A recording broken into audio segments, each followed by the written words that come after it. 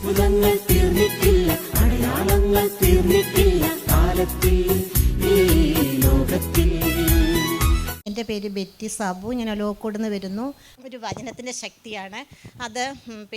അന്ന് മുതൽ ഞങ്ങൾ എല്ലാ ദിവസവും കുർബാനയ്ക്ക് പങ്കെടുക്കുമായിരുന്നു. ഞാൻ പോകുമായിരുന്നു, പക്ഷേ എല്ലാ ദിവസവും ഹസ്ബൻഡിന് വരാൻ പറ്റില്ലായിരുന്നു. അങ്ങനെ ഞങ്ങൾ അല്ലാത്ത സമയത്ത് ഞങ്ങൾ നിത്യാരാധന പള്ളിയിലാണ് വന്നിരുന്നത്. അങ്ങനെ അവിടെ വെച്ചിട്ട് അച്ഛൻ ഇവിടുന്ന് പ്രെയർ കഴിഞ്ഞ് താഴേക്ക് ഇറങ്ങി വരികയായിരുന്നു. അപ്പം ഞങ്ങളുടെ പള്ളിയിൽ ആ സമയത്ത് 10 മാസമായി. ആ സമയത്ത് ഞങ്ങളുടെ പള്ളിയിലെ അച്ഛന്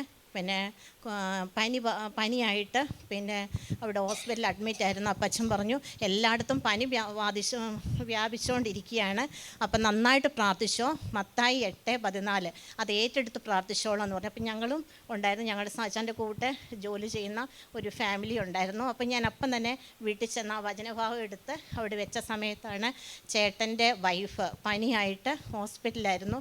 അപ്പോൾ ഒരു രീതിയിലും പനി മാറുന്നില്ല. അപ്പോൾ അവർ പറഞ്ഞു മൂക്കിലെന്തോ ട്യൂബ് ഇട്ടിട്ട് അവിടെ വലിയൊരു സർജറി ചെയ്യണമെന്ന് പറഞ്ഞു. അപ്പോൾ ഒരു 9 മണിയായി. ഞാൻ ഇവിടുന്ന് പോയപ്പം ഒരു 7:15 ആയി ഇവിടുന്ന് പോയപ്പം. അപ്പോൾ ഒരു 9 മണിയായപ്പം ചേച്ചിക്ക് വിളിച്ച് ഈ മത്തായി 8:14 അത് 3 പ്രാവശ്യം ആ ഒരു പാരഗ്രാഫ് 18 വരെ 14 തൊട്ട് 18 വരെയുള്ള ആ ഒരു പാരഗ്രാഫ് അത് ചേച്ചിക്ക് 3 പ്രാവശ്യം. അപ്പം ചേച്ചി ആദ്യം പറഞ്ഞപ്പം ചേച്ചി അത്രയും ബുദ്ധിമുട്ടായിരുന്നു. കാരണം 2 പ്രാവശ്യം അവർ മിംസിൽ പോയിട്ട് അവർ തിരിച്ചു വന്നു. പിന്നെയും അവർ ഹോസ്പിറ്റലിൽ പോവുക. ഡോക്ടർക്ക് മനസ്സിലാകുന്നില്ല. പനിയെന്ന് പറയും, കഫക്കെട്ടെന്ന് പറയും, മൂക്കിൽ പ്രശ്നമെന്ന് പറയും. അങ്ങനെ ഒരു രീതിയിലും ചേച്ചിക്ക് കുറയുന്നുണ്ടായിരുന്നില്ല. അപ്പം മൊത്തത്തിൽ എല്ലാവരും ഭയങ്കര വിഷമത്തിലായിരുന്നു. അപ്പം ഞാൻ ചേച്ചിയോട് ചേച്ചി വിശ്വസിച്ചോ, അച്ഛൻ പറഞ്ഞു ഇന്ന് എനിക്ക് പറഞ്ഞു തന്ന ഈ വചനമാണ് ചേച്ചി, ഇപ്പം തന്നെ അത് ഏറ്റെടുത്തു. അപ്പം ചേച്ചി വയ്യാതെ ബെഡേ കിടക്കുകയാണ്. കാരണം ഓരോ മിനിറ്റിലും ചേച്ചി വിറയ്ക്കുകയായിരുന്നു.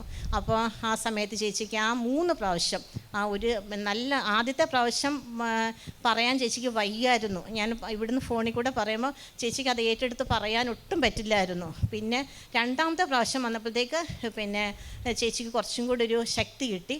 3ാമത്തെ പ്രാവശ്യം ആയപ്പോഴത്തേക്ക് ചേച്ചിക്ക് ഒന്നും കൂടെ ചേച്ചി ശക്തമായിട്ട് പറഞ്ഞു.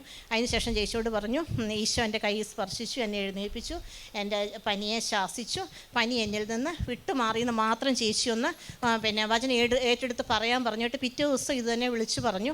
ചേച്ചി അത് തന്നെ പറഞ്ഞു. അങ്ങനെ അന്ന് രാത്രിയിൽ ചേച്ചിക്ക് പനിച്ചിട്ടില്ല. അന്ന് മുതൽ ചേച്ചിക്ക് പനിച്ചിട്ടേ ഇല്ല. അങ്ങനെ അതൊരു വലിയ സാക്ഷിയായിരുന്നു. അങ്ങനെ ഈ പനിയുള്ളവരെയൊക്കെ കാണുമ്പോൾ ഞാൻ ഫ്രാൻസ് അച്ഛൻ പറയുന്ന ഈ വചനം പറഞ്ഞു കൊടുക്കുമായിരുന്നു. അത് ഭയങ്കരമായിട്ട് സ്ട്രൈക്ക് ചെയ്തു. അതേപോലെ ഫിലിപ്പിയർ 4:19 ഓരോ ആവശ്യങ്ങൾ വരുമ്പോഴും അച്ഛൻ ഈ പറയുന്ന വചനം ഒത്തിരി സഹായിക്കുന്നുണ്ട്.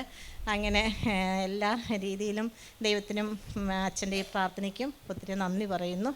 യേശുവേ നന്ദി, യേശുവേ സ്തോത്രം. നമ്മൾ പനി വന്നാലും വന്നില്ലെങ്കിലും എല്ലാ ദിവസവും ഈ മത്തായി 8, 14, 18 തിരുവചനങ്ങൾ ആവർത്തിച്ച് ചൊല്ലുന്നത് നല്ലതാണ്.